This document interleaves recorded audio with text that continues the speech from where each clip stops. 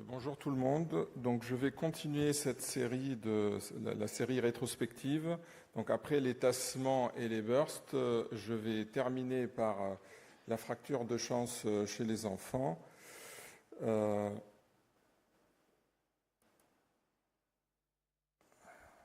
Donc comme vous le savez tous, la définition, c'est une définition qui a été faite par Chance en 1948.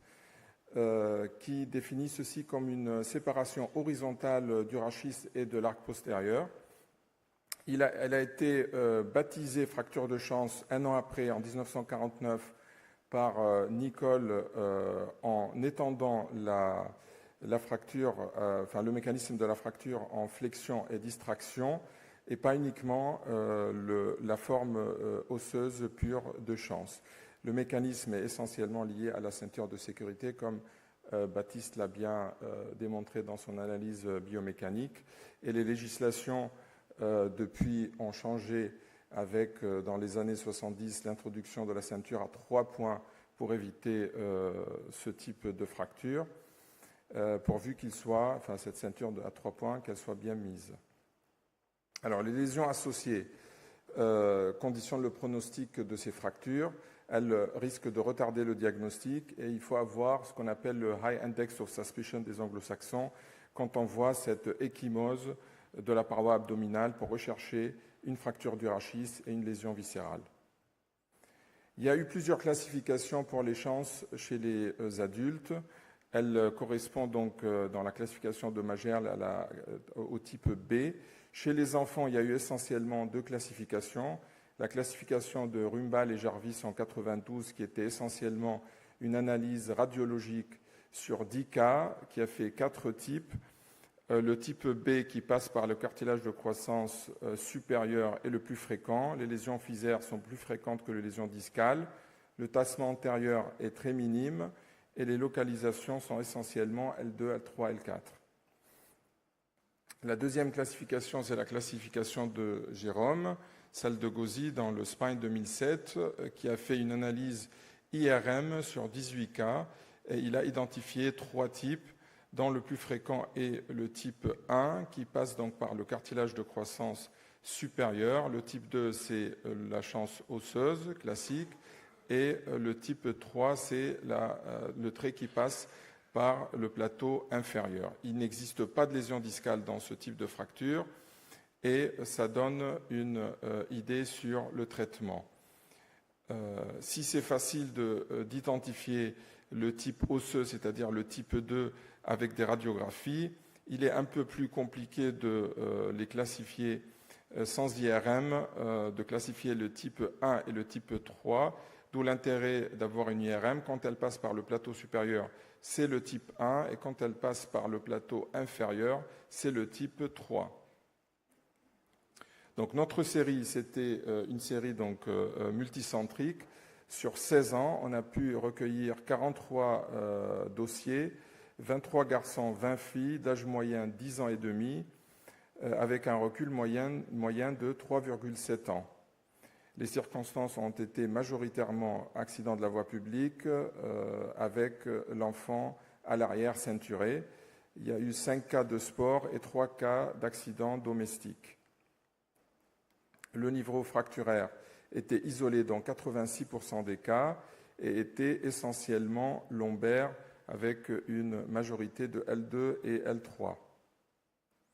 L'atteinte neurologique, contrairement aux fractures d'Emmanuel les bursts, était quand même de l'ordre de 9%, avec 3 paraplégies complètes qui n'ont pas récupéré, liées essentiellement à la localisation thoracique de la fracture de Chance ou aux fractures rachidiennes associées à des chances lombaires.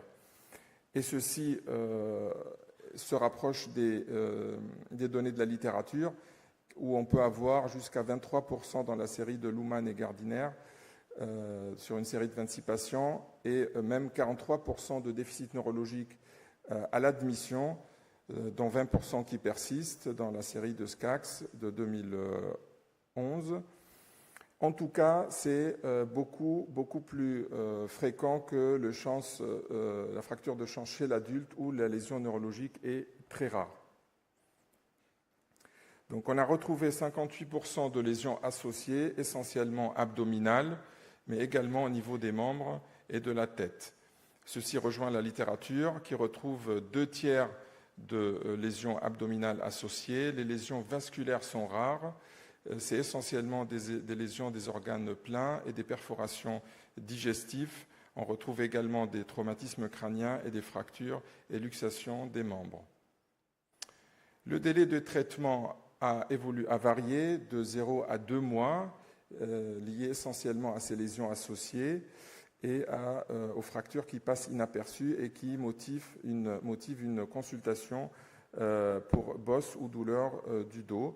Et ça rejoint la littérature qui retrouve même un délai de correction de diagnostic de 3 mois sur une série de Los Angeles où ils ont retrouvé 5 diagnostics erronés sur 7 fractures pris au début pour des fractures tassement ou des bursts qui sont finalement des fractures de chance et le délai de correction était de 3 mois.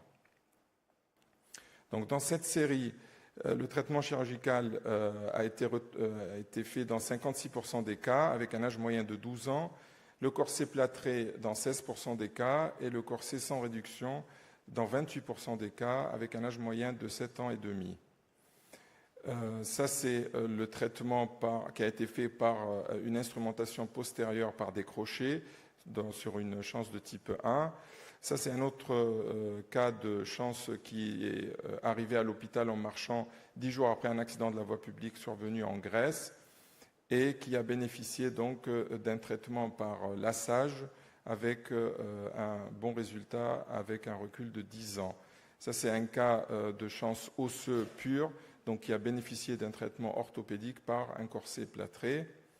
Et ça, c'est un cas de type 3, donc où le trait de fracture passe par le plateau inférieur et qui a bénéficié d'un montage un tout petit peu extensif par des vis.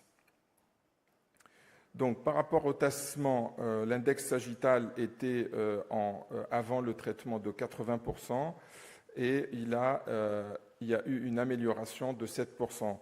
Ça rejoint donc la définition de cette fracture qui est essentiellement distractante en postérieur et non pas tassante en antérieur, avec une amélioration de 7%. Et ceci nous laisse penser à retrouver plutôt un autre critère à rechercher dans les fractures de chance, qui est plutôt la distraction postérieure que le tassement antérieur. Par rapport à la kyphose locale, donc, elle est passée de 14,5 degrés en préopératoire en pré-traitement à 6,5 degrés au dernier recul, quel que soit le traitement, si on étaye avec donc, un gain moyen de 8 degrés. Si on regarde cette kyphose en fonction du traitement qui a été instauré, on trouve quand même une amélioration dans le traitement chirurgical qui est nettement significative de l'ordre de 15 degrés par rapport au traitement par corset plâtré qui est de 11 degrés et un corset et une amélioration uniquement de 2 degrés dans le corset d'emballage. Et ceci semble donc s'améliorer pour le traitement chirurgical et se détériorer par rapport au traitement par corset. Donc la littérature rejoint un petit peu ces idées-là avec donc un cut-off pour le traitement chirurgical pour les fractures de chance de 17 ou 20 degrés dans les années 90. Puis donc un traitement pour une indication pour les lésions purement ligamentaires chez Finkelstein avec une correction d'une dizaine de degrés avec un angle de 1 degré de lordose au dernier recul. Et ce qui est important aussi dans le Spine 2007, l'article de Mulpuri, qui donc retrouve cet index de deformity, qui est le rapport entre l'écart postérieur et la hauteur vertébrale antérieure, qui est retrouvé supérieur à 2 chez les patients traités chirurgicalement ou avec des lésions associées. Dans l'article de Skaggs, donc, il retrouve 10% de lésions neurologiques chez les ceinturés contre 42% chez les non-ceinturés. Donc, OK, la fracture de chance peut entraîner une paraplégie, mais ne pas mettre une ceinture peut entraîner une paraplégie de façon beaucoup plus significative. La correction de la kyphose était est passée de 22 à 3,5 pour le traitement chirurgical, alors qu'elle est passée de 11 à 20 degrés pour le traitement non chirurgical. Donc ces conclusions étaient que le traitement chirurgical semble donner des meilleurs résultats et que le port de la ceinture de sécurité de façon appropriée semble diminuer le risque de paraplégie. Donc en conclusion, on peut dire que le traitement par corset simple d'emballage n'est pas suffisant dans les fractures de chance. Il faut un traitement par corset plâtré ou chirurgie avec des résultats meilleurs avec la chirurgie. Le traitement chirurgical est plus adapté en cas de présence de lésions associées et le tessement vertébral antérieur est minime et ceci est connu déjà par la définition de cette fracture. Je vous remercie et je donne la parole. Donc la série rétrospective est finie. Je vais donner la parole à Timothée qui va parler de l'intérêt de l'ostéosynthèse percutanée chez les fractures de l'enfant. Merci.